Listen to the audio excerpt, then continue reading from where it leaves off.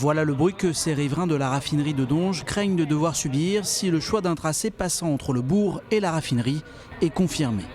Moi j'habite ici, voilà. Et puis j'ai un voisin qui habite ici aussi. On est à peu près concernés puisque s'ils veulent passer par là, on n'est pas loin. Le bruit et puis le va-et-vient des camions, des voitures, et le bruit en fait. En général le bruit, oui c'est sûr. Oui. De son côté, l'association de défense des riverains propose un autre tracé, plus au nord. Il faut étudier pour voir s'il y a des impacts et s'il y a besoin d'ouvrages anti-bruit. Mais aujourd'hui, on n'impacte pas du tout le bourg de Donges. Il y a une ébauche plus rassembleuse et moins perturbante pour les gens de la commune. Problème, le projet est plus coûteux et emprunte des zones classées Natura 2000. Pour le maire de Donges, il est désormais temps que le dossier avance. Je viens écouter ce matin la parole des riverains, que je connais bien sûr, mais je viens montrer l'importance que nous attachons à leur expression. Il est aussi important de pérenniser la plateforme industrielle de Total pour permettre que les emplois soient maintenus, que l'activité économique des sous-traitants soit maintenue. Alors que l'enquête d'utilité publique doit être lancée début 2017, la DZRP envisage, elle, de saisir le tribunal administratif.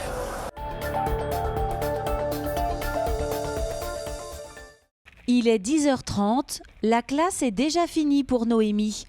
Chaque jour, la petite fille de 8 ans n'a droit qu'à 1h30 d'enseignement en milieu ordinaire. La fillette souffre de troubles autistiques. Sa mère se bat depuis des années pour son intégration. Ce qu'on nous dit, c'est qu'en fait, Noémie n'a pas un comportement d'élève. Et par rapport à ça, en fait, on nous attribue un certain nombre d'heures par semaine à l'école, sachant que Noémie doit forcément être accompagnée. Une auxiliaire la suit donc pendant l'école. Le reste de la semaine, après les rendez-vous médicaux, c'est une nourrice qui prend le relais pendant 3 journées. Cela permet alors d'avoir une vie professionnelle à mi-temps, en attendant une hypothétique place dans un centre spécialisé adapté au handicap de Noémie. C'est vraiment un parcours du combattant, c'est vraiment c'est moyenâgeux, c'est d'une autre époque. Voilà, on vit dans un monde moderne et c'est vraiment très compliqué. Des parcours comme celui-ci, l'association ADAPI en suit des dizaines en Loire-Atlantique. 250 enfants n'ont toujours pas l'accompagnement nécessaire. Pourtant, l'enjeu est primordial dès l'enfance. Les personnes handicapées qui ont un bon accompagnement développent moins de surhandicap, donc ont moins de coûts pour la société.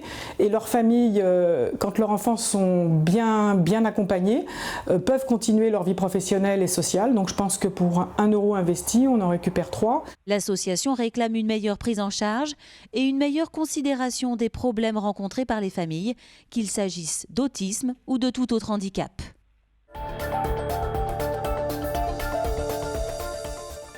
Emploi local, équité territoriale et efficacité régionale, ce sont les 3 piliers du budget primitif 2017 proposé par la nouvelle majorité. Un programme que l'équipe de Bruno Retailleau veut mettre en place tout en continuant à faire des économies. Le premier des engagements, c'était de faire des économies. Nous en faisons. Il n'est pas question de laisser filer la dette et de laisser à d'autres le soin de l'éponger. Mais surtout, c'est un budget qui est un budget de redressement qui se projette d'abord pour développer l'emploi local. L'emploi local, ça signifie par exemple que le socle de notre économie, ce qui crée de l'emploi, c'est les PME. Et je veux qu'on parvienne à inventer la PME du futur. Pour l'opposition PS, ce premier budget signe une rupture.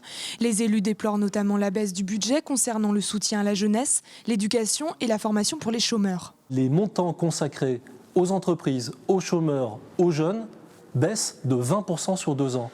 Donc le problème, c'est bien celui-là, c'est que Bruno Retailleau renonce à la préparation de l'avenir, se détourne des compétences clés de la région et va investir ailleurs en donnant de l'argent pour les routes et en donnant de l'argent aux autres collectivités locales, aux départements notamment. Le budget primitif 2017 sera voté cette semaine en session plénière.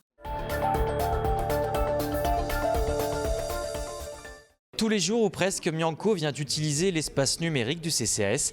Actuellement en grande précarité, il peut notamment compter dans ses démarches sur l'aide de 4 jeunes en service civique. Ouais, c'est très utile. Dans le sens où des fois on est paumé, complètement paumé, dans la recherche de l'emploi, réception du courrier, pour avoir une adresse et toutes sortes d'aides qu'il y a ici, quoi. Chaque semaine, des ateliers sont organisés pour apprendre aux usagers à créer une adresse mail, à utiliser un traitement de texte ou à gérer leurs dossiers administratifs. Quasiment maintenant, toutes les démarches administratives se font soit 100% de façon dématérialisée, soit en grande partie par voie numérique. Que ce soit Pôle emploi, que ce soit la CPAM. Certains usagers ne savent pas du tout utiliser l'informatique, ils n'ont pas de matériel chez eux. Et pour d'autres encore, les démarches, elles sont quand même pas simples, donc ils ont besoin d'avoir un appui. Le numérique pour tous, voilà l'objectif affiché par la ville de Nantes. L'accès à Internet serait même devenu un droit. On est vraiment sur cette approche où on veut simplifier la relation entre l'usager et la collectivité, les différents services administratifs, sécuriser avec un espace de stockage et puis surtout accompagner. Il est hors de question qu'à Nantes, sur le numérique, il y a des personnes qui prennent pas le train. Nous, on veut que tout le monde prenne le train du digital, le train du numérique. Depuis le début de l'année, le CCAS a enregistré 7450 passages dans son espace numérique. C'est l'entrée de la ville appelée la Porte de Nantes avec son pont de la Matte. Cette entrée va changer dans les prochains mois. Adieu la pelouse synthétique, les parterres seront végétalisés. Et de l'autre côté du pont, les élus nazériens veulent aménager le site d'une ancienne station-service, une surface de 13 000 m². Son îlot est un îlot extrêmement bien positionné en entrée de ville, donc c'est un phare. Je veux une très belle architecture sur ce lieu, je veux que ça soit un signal, je veux aussi qu'elle amène un confort à cette entrée de ville, mais aussi au rôle autour d'une gare, c'est-à-dire mobilier de bureau, hôtellerie. Au total, 8 millions d'investissements pour la ville et la Carène. L'autre grand chantier se situera sur le front de mer avec l'aménagement de la place du Commando. D'ici le printemps 2018, on pourra y déguster notamment des fruits de mer et des glaces face à l'océan. La place du Commando, c'est cette place qui est plein sud, qui est face mer, il n'y a pas de route à traverser pour aller toucher le sable, qui doit fonctionner tout au long de l'année. C'est le lieu où on ira faire la fête, quelle que soit l'heure, prendre le café, prendre le déjeuner, dîner et faire la fête après. Un aménagement qui va dans le prolongement des autres chantiers menés sur ce front de mer depuis un an. 11 millions d'investissements dans l'objectif de transformer Saint-Nazaire-sur-Mer et en faire une destination touristique de premier plan.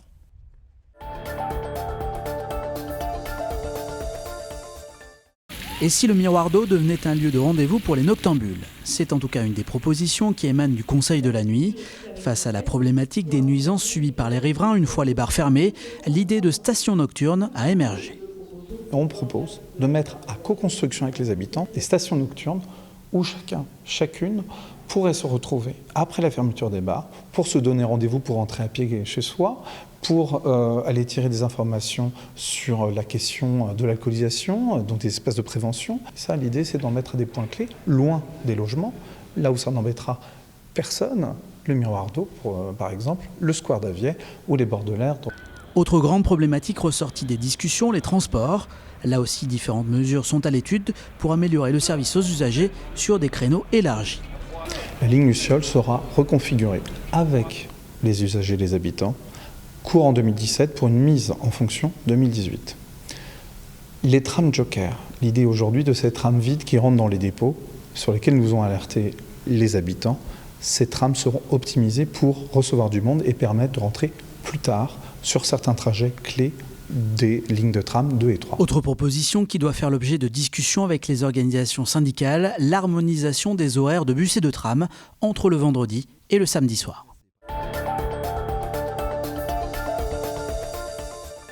Unité et rassemblement. Deux mots qui ont résumé l'état d'esprit d'Alain Avella au moment de constituer son bureau. Le nouveau patron du Front National en Loire-Atlantique s'est entouré de visages connus, Éléonore Revel ou Samuel Potier de l'ancienne équipe, mais aussi de Jean-Marc Beauvais, transfuge du parti Debout la France. Objectif, mettre un terme à la crise interne qui a secoué la fédération ces derniers mois.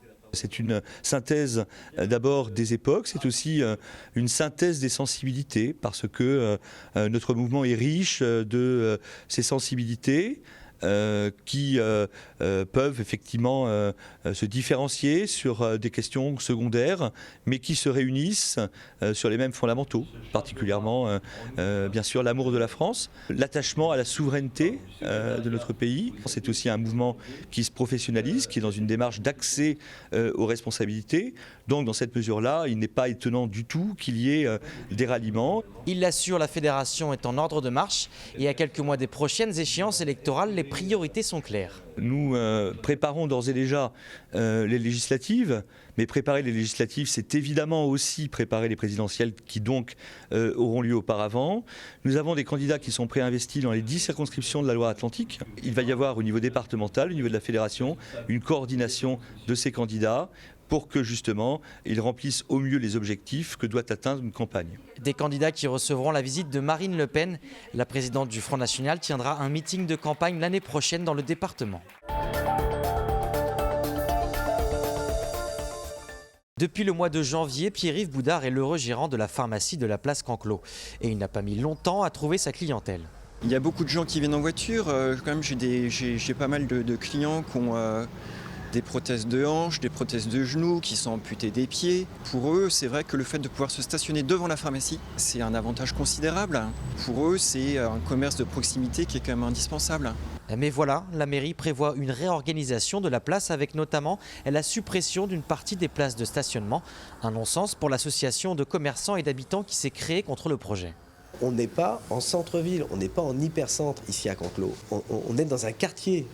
Ce que l'on craint, c'est l'obsolescence de nos commerces, mais c'est tout simplement la désertification du centre-ville. Les gens vont naturellement rejoindre les pôles commerciaux. Fini les flaques d'urine dans les rues et les odeurs de pipi au petit matin. La solution, le riz-trottoir. Grâce à cet objet créé par Faltasi, l'urine est utilisée pour faire du compost. On a sur le flanc créé un dispositif d'urinoir qui en fait vient permettre aux urines de se stocker dans un tiroir qui est installé en partie inférieure. Dans ce tiroir, on a mis de la paille ou de la sciure de bois et donc c'est stable, ça ne produit pas d'ammoniac et de manière périodique, on vient retirer le tiroir pour l'échanger avec un tiroir neuf. Le riz-trottoir ressemble à une jardinière. Son dispositif est assez simple, tout en apportant une vraie solution à ces incivilités urbaines récurrentes. Ça correspond à une demande et qui est à la fois celle du noctambule, celle aussi du riverain qui veut trouver une sorte de dispositif qui permette d'éviter de dégrader ses murs et le mobilier urbain, et celle des collectivités qui veulent éviter de dépenser trop pour réparer. Donc en fait, on est au centre de gravité d'une problématique très urbaine. Expérimenté durant le mois de décembre à la gare de Lyon à Paris, le riz-trottoir va s'installer dans les rues de Nantes au printemps prochain.